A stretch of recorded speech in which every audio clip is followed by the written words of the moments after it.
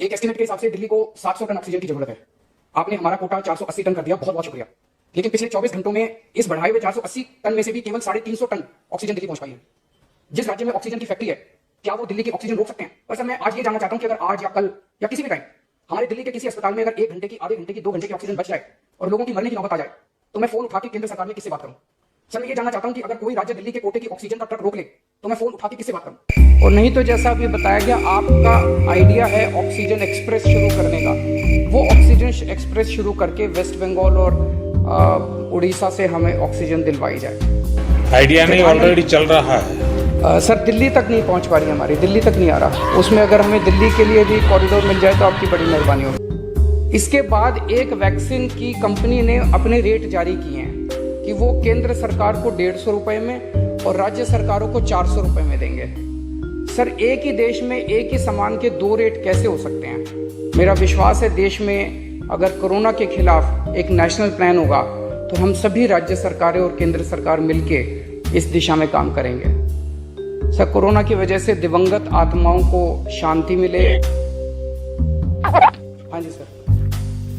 ये हमारी जो परंपरा है, हमारे जो प्रोटोकॉल है, उसके बहुत खिलाफ हो रहा है कि कोई मुख्यमंत्री ऐसी इन हाउस मीटिंग को लाइव टेलीकास्ट करे। ये उचित नहीं है। ये हमने हमेशा संयम पालन करना चाहिए। अगर सर मेरी तरफ से कोई गुस्ताखी हुई है, मैंने कुछ कठोर बोल दिया, मेरे आचरण में कोई गलती है, तो उसके लिए मैं माफ़ी चाहता हूँ। लेकिन अभी तक जितने आज पॉल साहब की जो प्रेजेंटेशन थी वो भी बहुत अच्छी थी और उसके हिसाब से जो भी हमें निर्देश दिए गए हैं उन निर्देशों का हम पालन करेंगे। कैसा बदला? चलिए ये चलते हैं एक और इन हाउस मीटिंग की तरफ जिसे मोदी जी ने लाइव किया था। ऐसे में कोरोना के केसेस की इस अचानक बढ़ोतरी ने मुश्किलें ज्यादा पैदा की, बार में फैला देता है और फिर एक स्थिति बिगड़ने के बाद अस्पताल तक आता है, फिर टेस्टिंग होता है और तब चीजें हमारे हाथ से निकल जाती हैं। हमारे पास हर हॉस्पिटल में डेथ एनालिसिस की जानकारी होनी चाहिए। एक आध सभी उनका कर लिया जाए जो सेलिब्रिटी। वैसे मोदी जी प्रोटोकॉल तो आपने भी तोड़ा है। ये हमारी जो परंपरा है, हमारे जो प्रोटोकॉल है। क्या करते हो चूतियापन? वैसे केजरीवाल का जवाब दे देना चाहिए था। और ग्राउंड रिपोर्ट ये है कि लोग मर रहे हैं। चलो छोड़ो यार, अब कुछ होने वाला नहीं है, होती है चलती है। ऑक्सीजन की क्राइसिस दिल्ली के अंदर है, यूपी के अंदर ना के बराबर है। ना बेड्स की कमी है, ना ऑक्सीजन की कमी है, ना रेमडेसिविर की कमी या किसी अन्य जीवन रक्षक दवा की भी कमी नहीं है। जो लोग एक 1.5 साल से यूपी में नहीं आए हैं वे लोग बयानबाजी कर रहे हैं। हाँ योगी जी एंटी नेशनल होंगे, लेकिन आप ही के पार्टी के अध्यक्ष सुनील भराला जी आपको ऑक्सीजन के लिए लेटर लिख रहे हैं। बीजेपी के एमएलए अभिजीत सिंह सांगा ट्वीट कर रहे हैं।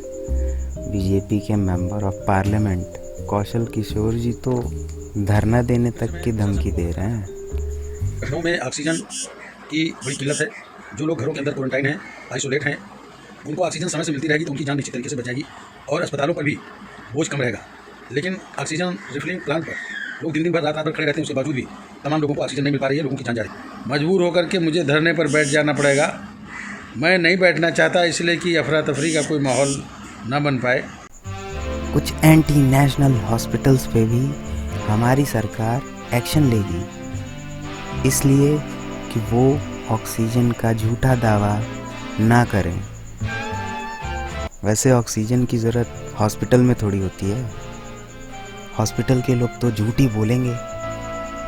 सिर्फ यही नहीं, अगर कोई ऑक्सीजन, रेमडेसिविर या किसी भी चीज़ की कमी के बारे में रूमर्स फैलाएगा तो उसकी पूरी प्रॉपर्टी सरकार जब्त कर लेगी।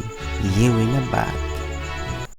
4,70,000 रुपए जमा कर चुकी हूँ और इन लोग को पता भी नहीं है कि मेरे पापा का कौन सा टेस्ट हुआ है, कौन सा नहीं हुआ है। यहाँ पे आज सुबह से 2 बार ऑक्सीजन पूरा खत्म हो चुका है। ऊपर लोग हैं जिनका ऑक्सीजन सिंगल डिजिट में, मेरे पापा का ऑक्सीजन 6 पे था। यहाँ पे वो हैंड वाले पंप यूज कर रहे हैं एक दिन का 40,000 लेकर। तो प्लीज टेल पीपल कि जो योगी आदित्यनाथ, जो इन लोगों ने बोला था ना कि जो बोल रहे हैं कि ऑक्सीजन कम है उन लोग के खिलाफ कार्रवाई होगी, मैं यहाँ खड़ी हूँ, करके दिखाओ। मेरे पापा ऊपर है, तुम अपने घर में आराम से बैठे हो, आगे दिखाओ। अभी हिम्मत हो यहाँ पे अपना मुंह लेके आओ। गाज़ियाबाद के शमशान घाट पे एक दिन इतनी ज़्यादा डेड बॉडीज़ आ गई थी कि वहाँ बाहर बोर्ड पर ये लगाना पड़ा कि आप किसी और शमशान घाट जाकर के दाह संस्कार करें। और ये तो आपको पता ही होगा कि गवर्नमेंट मरने वालों की संख्या भी छुपा रही है। देखो यार, किसी महापुरुष ने कहा है कि समस्या का समाधान तभी निकलेगा जब मानो कि समस्या है। दिल्ली, महाराष्ट्र, कर्नाटक, राजस्थान, हर जगह लोग बोल रहे हैं ऑक्सीजन की कमी है, ऑक्सीजन चाहिए, लेकिन यहाँ तो